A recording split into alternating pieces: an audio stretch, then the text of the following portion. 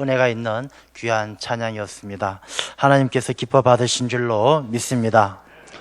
오늘 찬양대가 찬양해 주신 그 내용이 오늘 또 본문에 나와 있는 이 말씀의 내용과 같습니다.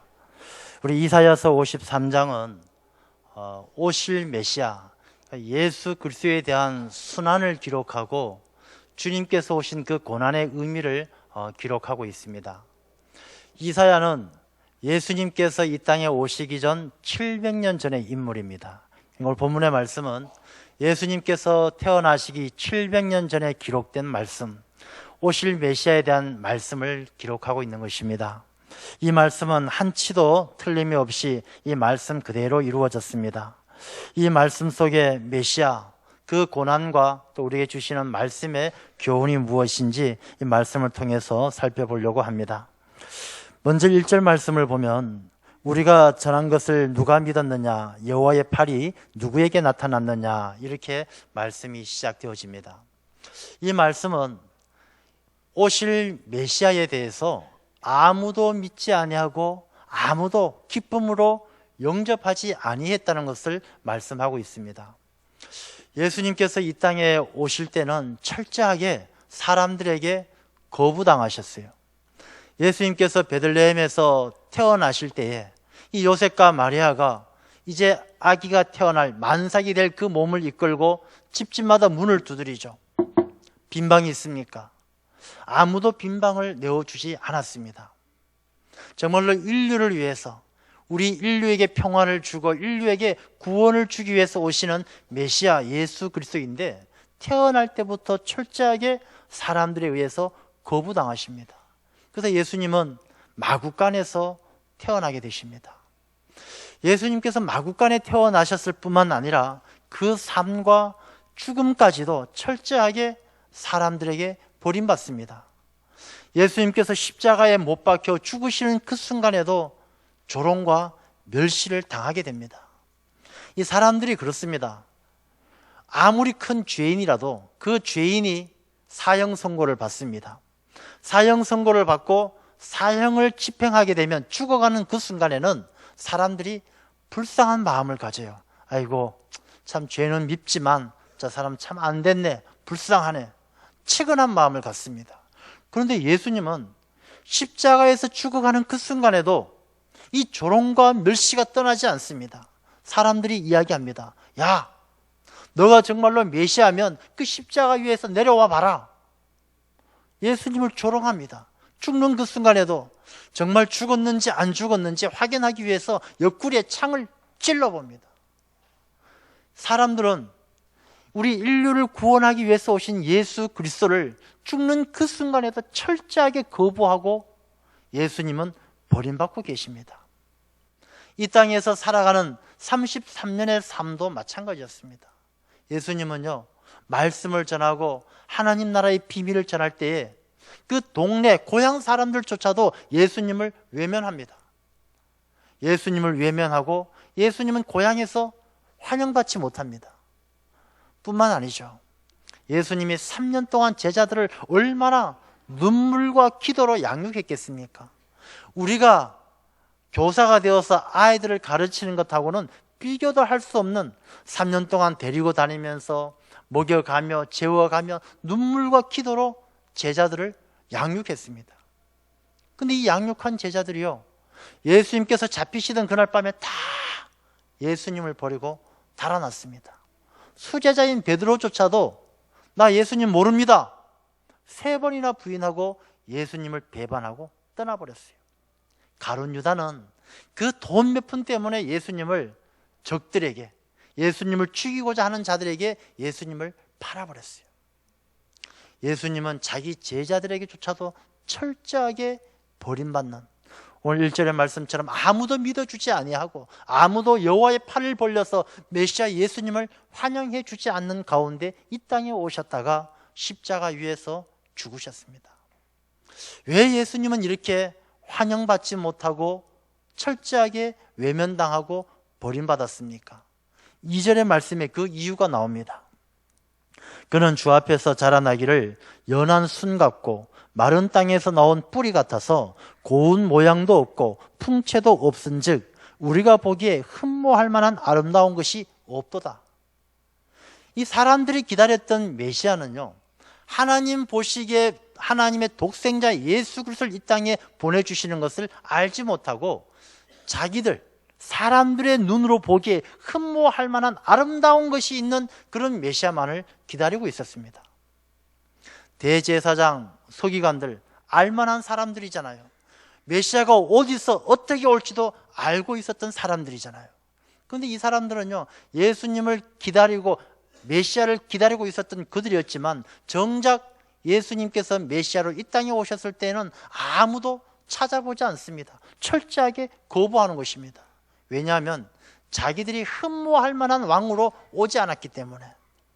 이들은 정치적으로 힘 있는 왕이 태어나서 로마로부터 해방되어지고 자주 독립국가를 만들어줄 그런 흠모할 만한 영과 같은 그런 메시아를 기다리고 있었는데, 저 시골 마구간에서 태어난 그 어린 아기 예수는 그들에게 경배의 대상이 되지 않습니다.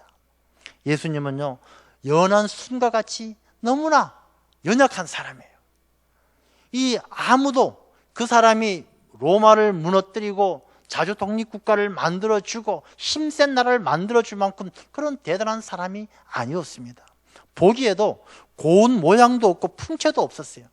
예수님이 인물 좋고 키 크고 위풍당당한 그런 모습 아니었습니다. 우리가 성화를 통해서 만나는 예수님이 그 2000년 전에 오신 예수님의 모습은 아니었습니다. 그 모습은 이제 유럽에서 백인처럼 되어진 그런 그려진 모습이지, 예수님께서는 이 본문의 말씀을 통해서 미루어 짐작한데 그 모양, 고운 모양도 없고 풍채도 없어서 특별히 사람들이 야, 사울왕처럼 다른 사람들보다 머리만큼 하나가 더 커서 키도 크고 인물도 좋고 멋진 상남자, 그런 모습은 아니었던 것입니다. 그러니 사람들이요, 예수님을 멸시하고 무시하는 거예요. 도대체가 흠모할 만한 그런 사람이 아니었던 것입니다. 저는 이 말씀을 읽으면서 이런 생각을 해보게 됩니다.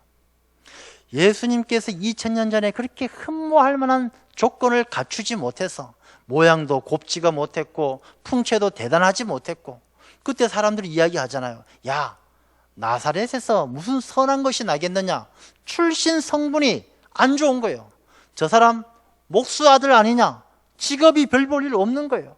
2000년 전에 그렇게 흠모할 만한 아름다운 조건을 갖지 못해서 버림받고 멸시당했던 주님, 그 주님이 2000년이 지난 지금 우리에게 오신다라면 우리는 2000년 전과 비교도 할 수 없을 만큼 기쁨으로 주님을 영접하고 맞이할 수 있을까요?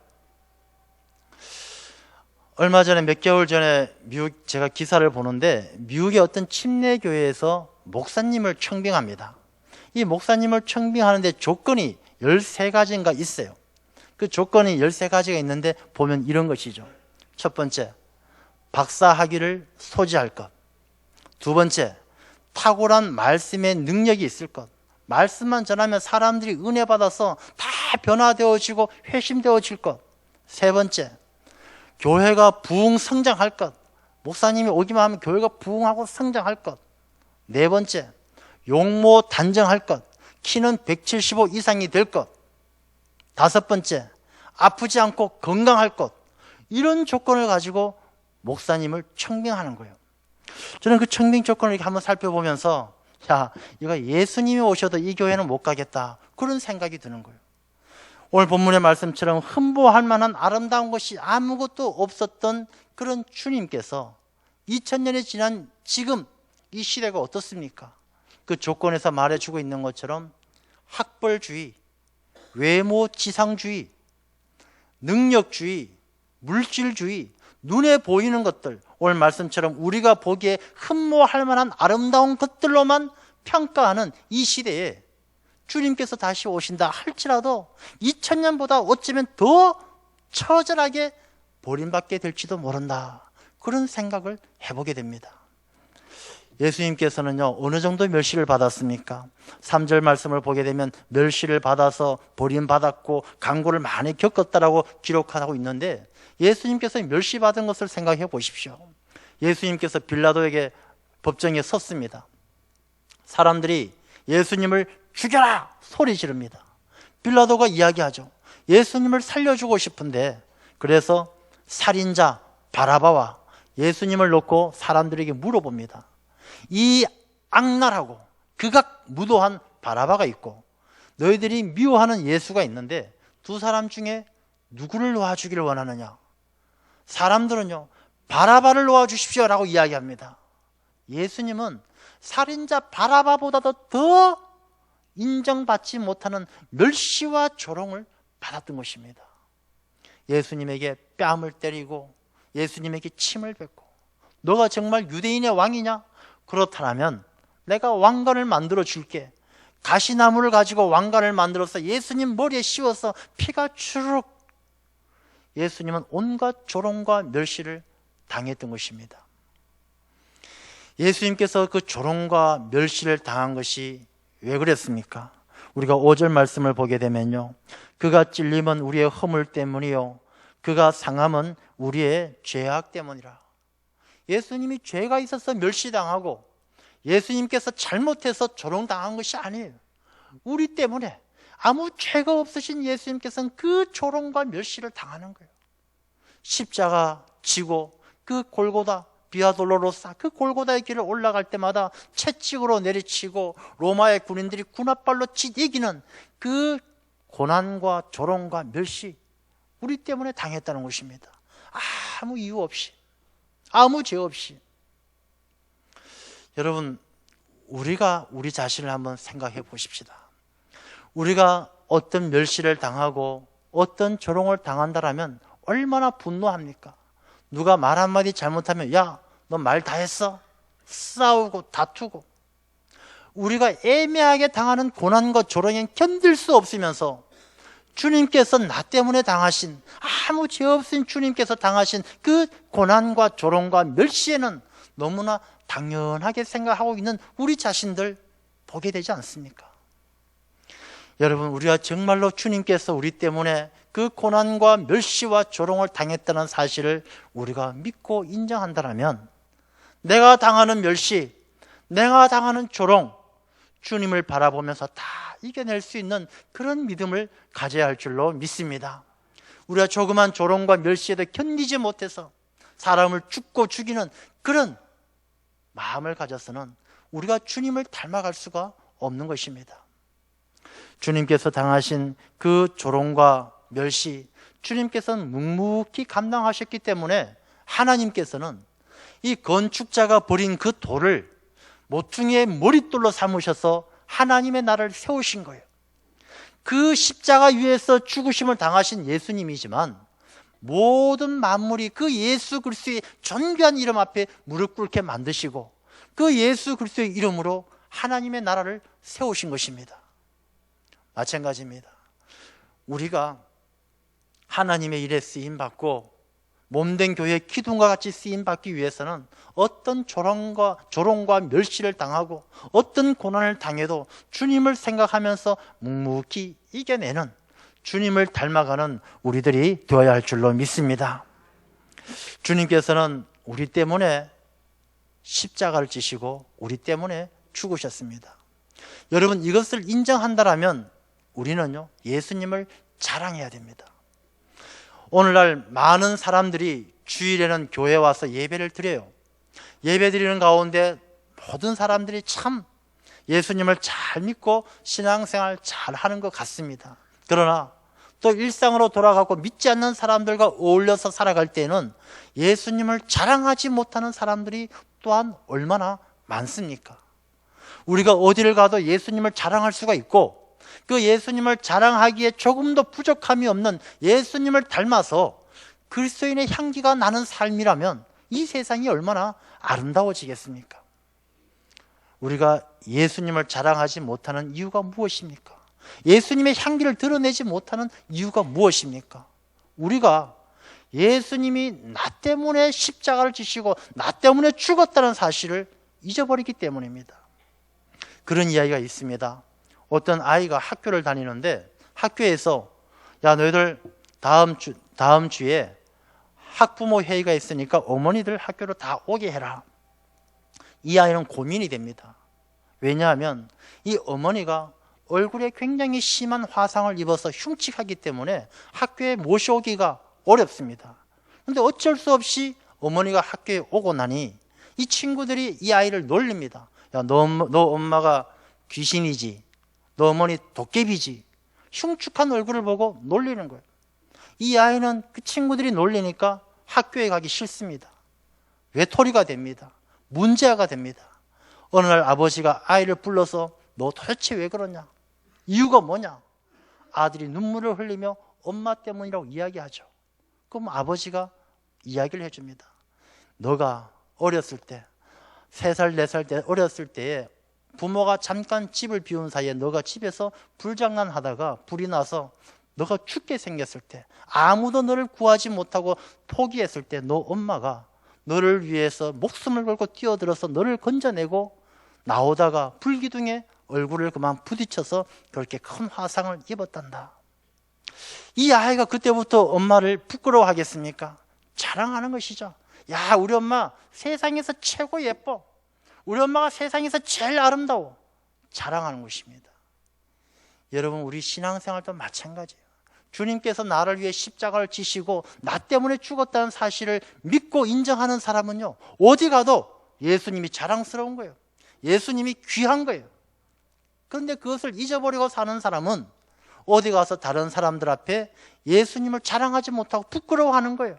얼굴에 흉측한 흉터가 남아있는 어머니를 부끄러워해서 아이들과 어울리지 못하고 마치 어머니가 없는 것처럼 지내는 아이처럼 우리가 주님을 부끄러워하게 되는 것입니다. 우리가 이 사순절을 지나고 있습니다. 우리 주님이 나 때문에 십자가를 지시고 나 때문에 죽으셨고 나 때문에 이 땅에 오셨다는 사실을 잊지 아니하고 어디를 가든지 주님을 자랑하는, 그런 주님을 닮아가는 우리들이 되어야 할 줄로 믿습니다. 주님께서는 우리 때문에 십자가를 지시고 우리 때문에 죽음의 길을 가셨습니다. 근데 그 가는 길을요, 7절 말씀을 보면 그가 곤욕을 당하며 괴로울 때에도 그의 입을 열지 아니하였으며 마치 도수장으로 끌려가는 어린 양과 털 깎는 자 앞에서 잠잠한 양같이 그의 입을 열지 아니하였도다.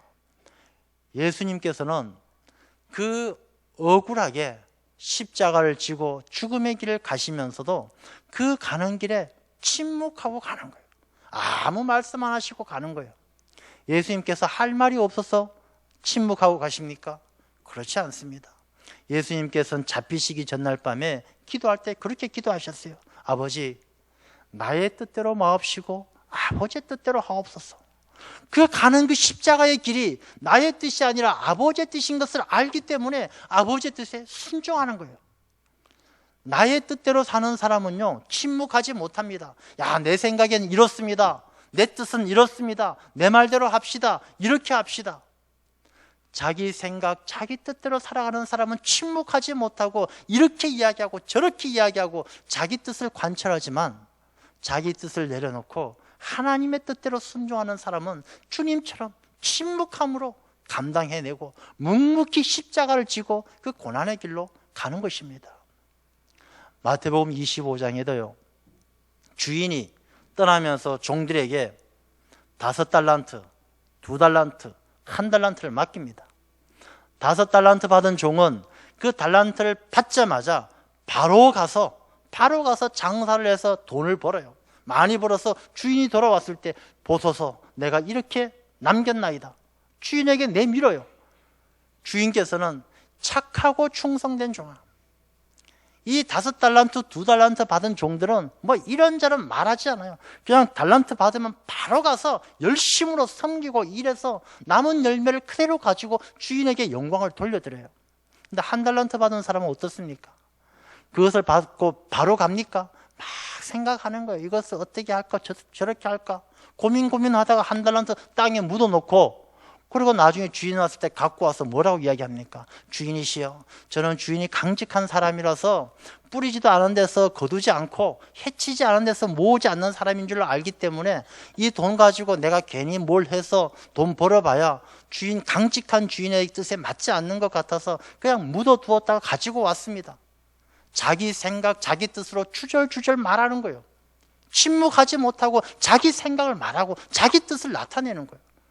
그때 주인이 뭐라고 합니까? 이 악하고 게으른 종아, 너는 주인의 잔치에 참여하지 못할지어다. 여러분, 우리가 이 사순절을 지나면서 주님을 깊이 생각하면서 이 침묵의 의미를 깊이 생각해야 합니다.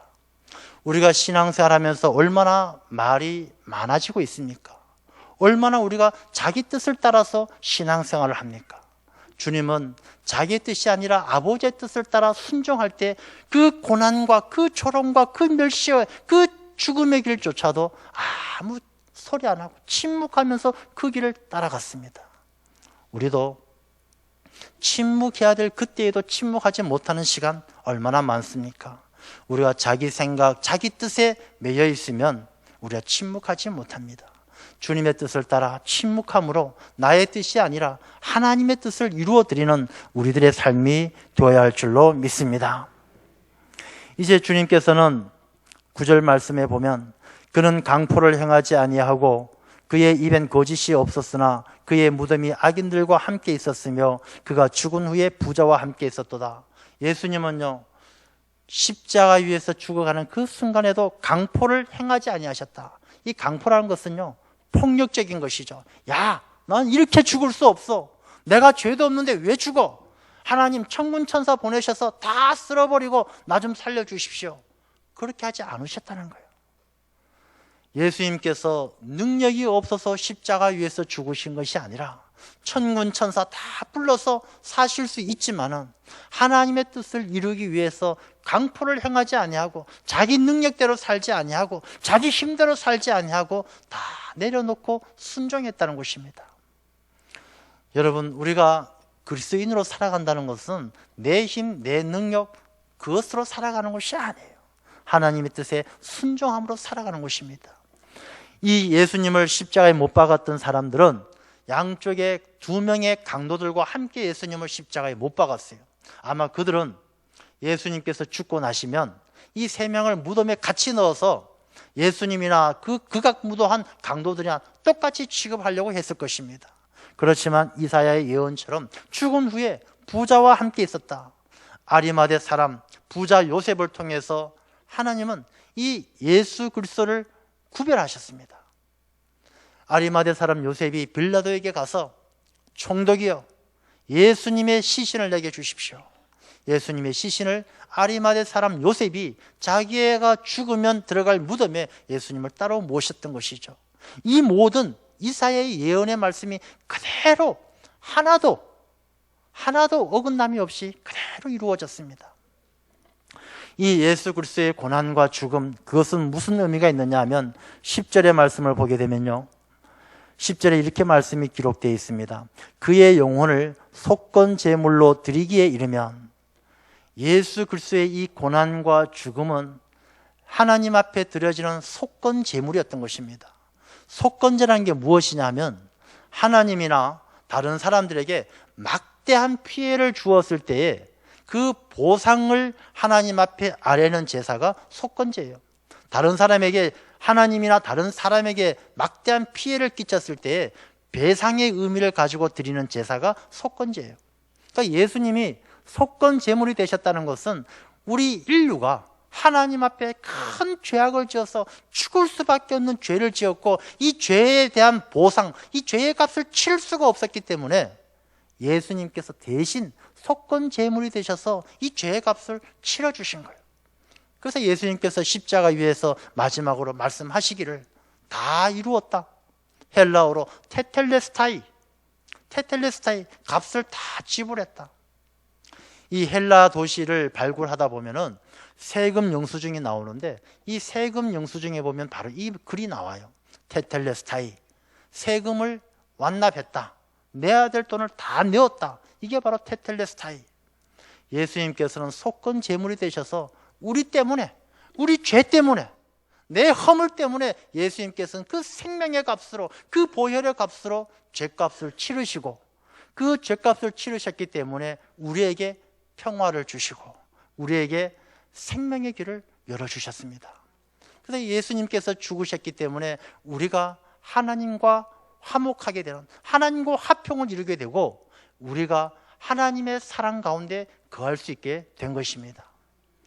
여러분, 예수님이 나 때문에 죽으셨고 예수님이 나 때문에 십자가를 지셨다는 사실을요 믿고 이 믿음으로 바라보게 되면 우리의 삶에 놀라운 변화가 생깁니다. 무엇보다 먼저 이 하나님의 말씀이요 달라져요. 이 성경 말씀은 주인공이 예수님이셔요. 구약 성경은 앞으로 오실 메시아 예수 그리스도를 통해서 이루어질 구원의 역사를 예언하고 있고, 신약의 성경은 오신 메시아 예수님을 통한 우리의 구원의 역사를 기록하고 있어요. 그래서 예수님이 성경 말씀의 주인공인데, 그 예수님이 주인공이 되셔서 하시는 모든 일들이 누구 때문입니까? 나 때문에. 예수님께서 이 땅에 오신 것도 나 때문에 오셨고, 십자가 위에서 죽으신 것도 나 때문에 죽으셨고, 부활하신 것도 나 때문에 부활하신 거예요. 우리가 그것을 믿는다라면요, 이 말씀이 정말로 꿀과 같이 달지 않을 수가 없어요. 남의 이야기가 아니라 바로 나의 이야기고, 나 때문에 주님께서 오셨고 나 때문에 주님께서 죽으셨다는 사실을 믿음으로 이 말씀을 깊이 읽고 이 말씀을 깊이 묵상하면 내 안에 주인 되시는 주님께서 나와 함께 하실 줄로 믿습니다. 나 때문에 죽으신 주님, 그 주님을 깊이 생각하며 말씀을 깊이 깨닫는 그런 우리들이 되어야 하는 것입니다. 그리고 나 때문에 주님께서 죽으셨다는 사실을 우리가 잊지 않고 기억한다면 우리가 옆에 계신 분들 한 분 한 분들이 그렇게 소중할 수가 없어요. 오늘 많은 교회들이요, 교회 안에서 다툼이 일어나지 않습니까? 싸우고 미워하고 소송 걸고 이런 일들이 많이 있습니다. 왜 그렇습니까? 예수님이 나 때문에 죽었다는 사실을 잊어버렸기 때문에요. 예수님이 나 때문에 십자가를 지시고 죽으셨어요. 내 옆에 있는 이분 때문에 예수님이 십자가를 지시고 예수님께서 죽으셨어요. 내 옆에 있는 이분이 예수님께서 생명을 다해서 살려주신, 예수님께서 십자가를 지시고 생명을 다해서 살려주신 바로 이분이 주님의 피값으로 사신 분이에요. 여러분, 그걸 인정한다면 옆에 있는 분들을 어떻게 사랑하지 아니하고 어떻게 주님 보듯이 소중하게 생각하지 않을 수가 있겠습니까? 예수님이 나 때문에 죽으신 것처럼 옆에 있는 이분 때문에 예수님이 죽으셨는데, 예수님이 나 때문에 죽었다는 사실을 기억하고 인정한다면 그 죽으심으로 살리신 옆에 있는 이분을 어떻게 주님 보듯이, 죽게 하듯이 안 할 수가 있겠습니까? 우리가 남을 미워하고 시기하고 다투고 너가 잘했니 내가 잘했니, 그 마음의 중심엔 예수님이 나 때문에 십자가를 지시고 죽었다는 사실을 인정하지 못하고 잊어버리고 사는 나의 연약한 믿음이기 때문에 그렇습니다. 그래서 우리는 주여 내 연약한 믿음을 도우소서, 주님께서 나 때문에 죽으셨다는 그 사실을 믿고 잊지 아니하므로 우리의 주변에 있는 내 이웃들, 내 형제들, 주님을 사랑하듯이 사랑할 수 있는 그런 우리들이 되어야 할 줄로 믿습니다. 사순절을 지나는 이때에 나 때문에 십자가를 지시고 나 때문에 죽으신 주님을 기억하면서 우리가 주님을 깊이 만나고 주님의 사랑으로 우리의 형제들, 우리의 이웃들을 더 깊이 사랑할 수 있는 우리 모두의 삶이 되시기를 간절히 축원합니다. 기도하겠습니다.